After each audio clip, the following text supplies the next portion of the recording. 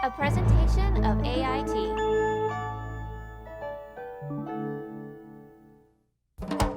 Let's go into the book. Jump in, take a look. Let's go into the book.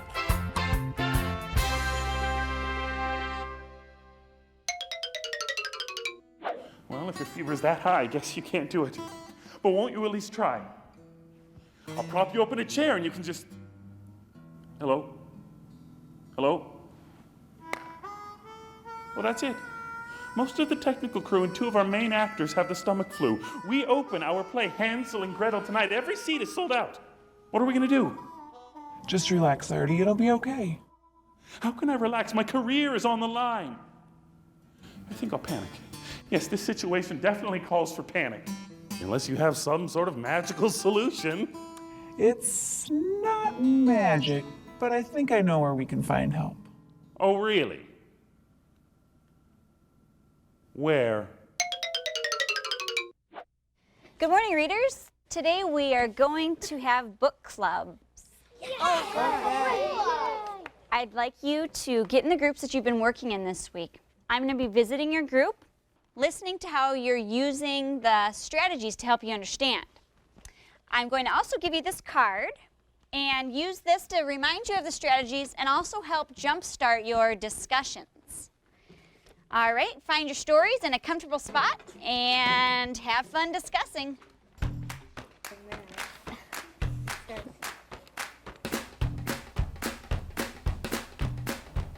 That they're gonna say, "Why do we have to be quiet?" What's so funny? We're using a reading strategy. And that's funny? No, it's just some kids in the story ask, why do we have to be quiet? Well, we're laughing because we made connections. Yeah, we can see ourselves saying that too when someone tells us to be quiet. Oh, I can't imagine someone telling this group to be quiet. We can. Did anyone make any text-to-text connections? Well, it kind of reminded me of this book, How to Eat Fried Worms. Some kids dared another kid to eat worms. Yuck. Yeah, but it was really funny. And you remember the big kids in Spook House, how they made the little kids touch peeled grapes and they called them eyeballs? Uh-huh. Well, I thought that was mean at first, but then I remembered the kid in How to Eat Fried Worms thought it was cool to do something that's gross. He was proud of himself. So maybe the little kid in Spook House really liked being scared like that. And maybe they're proud of themselves for touching eyeballs. Well, thanks for sharing with me today. I like Sacagawea's story. There's a lot of action. The words the author used made me feel like I was right there, like when they were attacked. She said an arrow went by her ear and it sounded like a hornet. I could just hear the arrow whizzing by. And when she said that the people were popping out of those underground houses like prairie dogs, I could picture that in my mind. Yeah, but some parts were really confusing, like this part, page 57. It's when they were crossing the river, and they were stabbing the water with their paddles. Why were they stabbing the water? Oh, is it the stabbing part you don't get? Yes. I've seen canoes in fast water.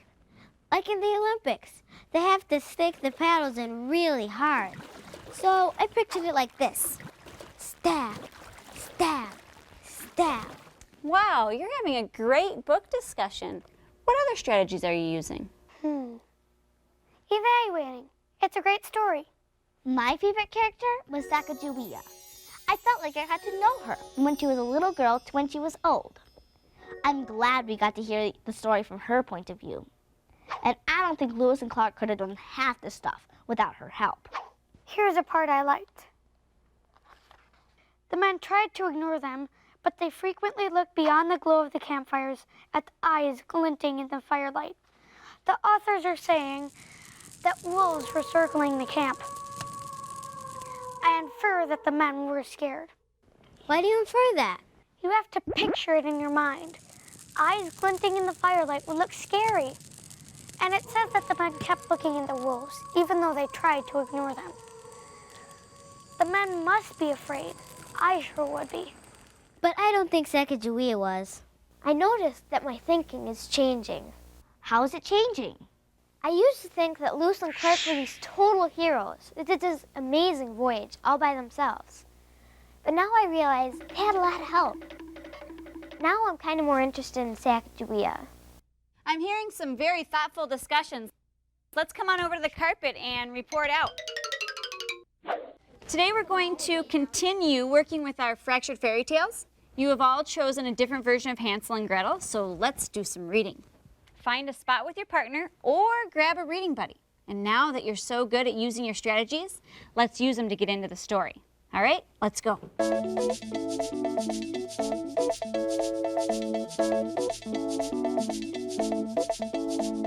Hansel reached up and broke off a little part of the roof to see how it tasted. Gretel stood next to the window panes and was nibbling at them.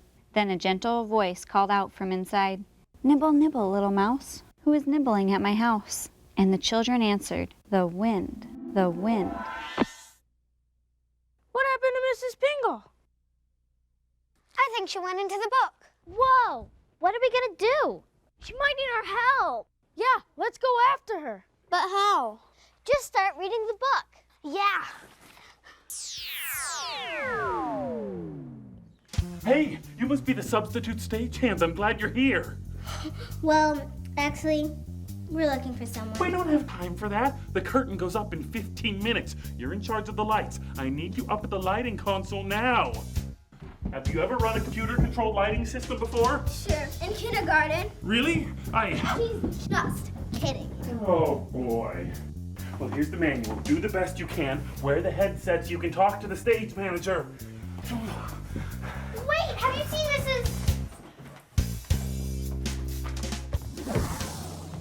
Wow, where are we? And where's Miss Pingel? You're backstage. This is the scenery for Hansel and Gretel. You'll need a crew to help you move it on and off stage. Looks like our crew is here. But how will we know which backgrounds to use? I'm sure you'll figure it out. Hi. Have you seen Mrs. Pingel? Never mind that. Your job is to choose the music and sound effects for the play. And wear the headset. What? 5 minutes till curtain, and my main actors aren't here yet. There you are. You're Hansel, you're Gretel. You're Hansel, you're Gretel. Here's the script. Now get in costume and be ready to go when the curtain goes up in 5 minutes. But we don't know. We don't have much time. Which costumes are ours? Well, Hansel and Gretel is a fairy tale. You should wear those funny old shorts. Yuck. But I don't see anything like that. Wait, the story I was reading was different. The kids were aliens, and an alien from another planet was luring them with a candy spaceship. Cool, but I don't see any alien costumes either. No, we have to figure out what kind of Hansel and Gretel we're supposed to be. Let's look for clues. Hey, look. The props. A microwave. So it's a modern version of Hansel and Gretel. Let's make up our own costumes. What would you wear to go into the forest? Oh, look, a bandana. This hat is really neat. Look, hiking boots. Oh, yeah, I could wear these. Yeah.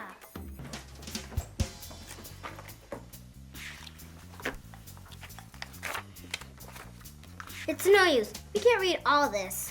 Let's just read the sections we need. Look at the table of contents. Okay, here it is. Now, what do we need to know? Hansel and Gretel, you're on.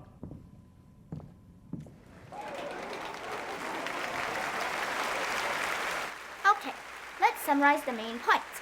You use the computer to turn on and off the lights. There's a number for each light, and we use them together to get the effect we want. Okay, lights, I need the forest setting. Right.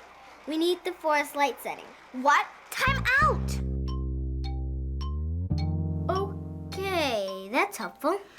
A forest scene. I can visualize that. Here's a forest setting. Turn lights 2, 4, and 8 on. Here we go. Time in! Oh no, Hansel, it's night. Now we'll never find our way back home. Yes, it's much too dark. Time out! Is that good lighting for their situation? No, it's supposed to be night. I'm picturing moonlight. Here's a setting for moonlight. Wouldn't that work? That's it! We're getting the hang of this. Time in! Here we are. Yeah, I guess the sun sets a little later in the forest. Now what's my next line? Time out. I need to think. I've read Hansel and Gretel. Of course! The breadcrumb trail. Time in. Don't worry, Gretel. I left a trail of breadcrumbs so we can find our way back home. But I don't see any breadcrumbs. Me neither. Oh no, maybe the birds ate them. You mean like a pterodactyl? No, time out. Pterodactyl? Why did you play that? Well, the stage manager said that we needed to play a bird sound when they find that the breadcrumbs are gone. A pterodactyl was a bird. There are no pterodactyls in Hansel and Gretel. Well, what should we play then? What bird lives in the forest without eating breadcrumbs? Bird that eats bread, lives in the forest. How about crows? Yeah, that's a good choice for this scene. Time in. It wasn't a pterodactyl. No, it was crows. Well, anyway, we're lost. Yeah. Let's keep walking until it's daylight, then maybe we can find a path. Should be daylight anytime soon. Yeah, we sure could use some sun. Some sun would be great about now.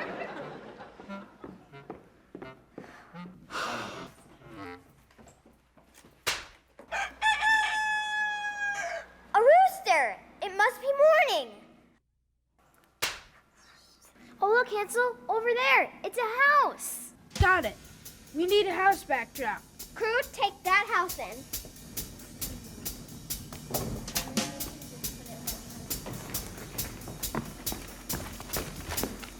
Oh, Hansel, I think it's made of bricks. It's made of bricks. Yeah, I don't know what good a brick house would do us right now, especially since we're starving. Uh-oh. A brick house? Bad choice. Time out. Well, are there any other houses? Let's think. If you were starving, what kind of house would you want to find? One that I could eat. What kind of house could you eat? This is Hansel and Gretel. A gingerbread house! There's one. Take it in. Time in. I guess we'll just starve here in the forest. What? Gretel, look! A gingerbread house! We're saved!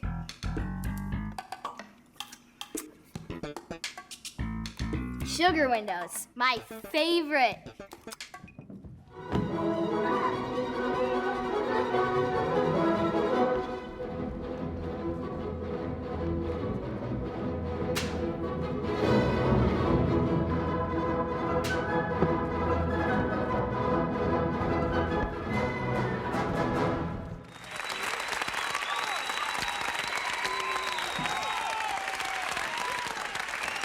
Way to use your strategies. I knew you could do it. Let's go into the book. Jump in, take a look. When you read it, talk about it, share it. Read with ease, use your strategies. You will learn it, got it. Even live it, love it. Read with ease, use your strategies. You've got all the tools you really need. You've got all the tools you really need to learn all kinds of amazing things. Let's go into the book.